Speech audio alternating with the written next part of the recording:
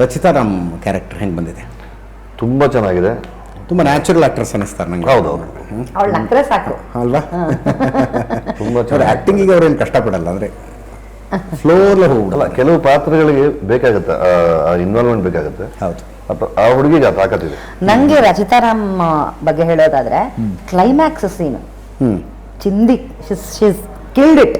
ಹೌದಾ? ಸೂಪರ್ ಆಗಿ ಮಾಡಿದ್ದಾರೆ, ತುಂಬಾ ಚೆನ್ನಾಗಿ ಮಾಡಿದ್ದಾರೆ. ತಂದೆ ಮಗಳ ಬಾಂಧವ್ಯದ ಒಂದು 3-4 ದೃಶ್ಯಗಳಿದ್ದಾವೆ. ಅದು ಅಷ್ಟೇ. ಅದೇನು ಅಂತ ಕೇಳಿದ್ರೆ ರಸಭಂಗ ಆಗತ್ತೆ ಈಗ. ಬೇಡ ಬೇಡ ಬೇಡ, ಅದು ಹೇಳಿದ್ರೆ, ಅದ್ಭುತವಾಗಿ ಕಾಣ್ತಾರೆ. 10 ವರ್ಷದ ಡಿಫ್ರೆನ್ಸು ನಿಮ್ ಕಣ್ಣಿಗೆ ಕಾಣುತ್ತೆ. ನನ್ನ ಪಾತ್ರದಲ್ಲೂ 10 ವರ್ಷದ ಡಿಫ್ರೆನ್ಸ್ ಕಾಣುತ್ತೆ. ನೇಚರಲ್ಲೂ 10 ವರ್ಷದ ಡಿಫ್ರೆನ್ಸ್ ಕಾಣುತ್ತೆ. ಅದ್ಭುತವಾದ ನಾವು ಅದೇ ಹೇಳಿದ್ನಲ್ಲ, ಡಿಸೆಂಬರ್ ಅಲ್ಲಿ ಹೋಗಿದ್ದು ನಾವು, ನಮಗೆ ನೇಚರ್ ಹೆಂಗ್ ಸಪೋರ್ಟ್ ಮಾಡ್ತು ಅಂತ.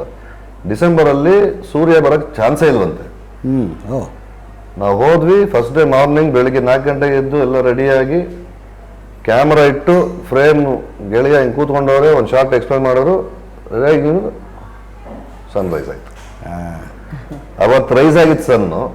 ನಾವು ಶೂಟ್ ಮುಗಿಸಿ ವಾಪಸ್ ಬಂದು ಇಟಲಿಲಿ ಬಂದು ನಿಂತ್ಕೊಂಡಾಗ ಅವಾಗ ಅಲ್ಲಿ ಫೋರ್ಕಾಸ್ಟ್ ಇಂದ ಫೋನ್ ಬಂತು. ಅವ್ನ ಮೈಕ್ ಅಂತ ಅಲ್ಲಿ ನಮ್ಮ ಅಲ್ಲಿನ ಕೋಆರ್ಡಿನೇಟರ್, ಸರ್ ಸೂರ್ಯ ನೀವು ಹೋದ ತಕ್ಷಣ ಸೂರ್ಯನ ಮುಳುಗ್ಬಿಟ್ಟ ಸರ್ ಅಂತ. ಸೊ ನಿಮ್ಮಿಂದ ಸ್ವಿಟ್ಜರ್ಲ್ಯಾಂಡ್ ಆರಾಮಾಗಿತ್ತು ಸ್ವಲ್ಪ ದಿವಸ. ಹಂಗೆ ನಮಗೆ ನೇಚರು ನಮಗೆ ನಮ್ಮ ಸಿನಿಮಾಗೆ ಎಷ್ಟು ಚೆನ್ನಾಗಿ ಸಪೋರ್ಟ್ ಮಾಡ್ತು ಅಂತ. ಆ್ಯಂಡ್ ನಾಗಶೇಖರ್ ನೋ ಡೌಟ್ ಈಗ ಆಲ್ರೆಡಿ ಅವರ ಇದು 11ನೇ ಸಿನಿಮಾ ಅವ್ರದ್ದು.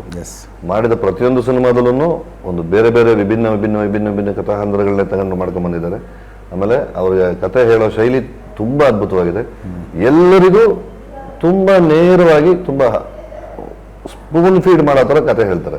ಎಲ್ರಿಗೂ ಅರ್ಥ ಆಗಬೇಕು, ಎಲ್ಲ ವಯೋಮಾನದವ್ರಿಗೂ, ಎಲ್ಲ ಭಾಷೆನವ್ರಿಗೂ. ಭಾಷೆ ಬ್ಯಾರಿಕೇಡೆ ತೆಗೆದಾಕ್ಬಿಟ್ರು, ಬರೀ ಮ್ಯೂಟ್ ಮಾಡಿ ಸಿನಿಮಾ ನೋಡಿದ್ರು ಸಿನಿಮಾ ಅರ್ಥ ಆಗಬೇಕು. ಆ ರೀತಿ ಮಾಡಿದ್ದಾರೆ. ನಾಗಶೇಖರ್ಗೆ ಥ್ಯಾಂಕ್ಸ್ ಎಲ್ಲ.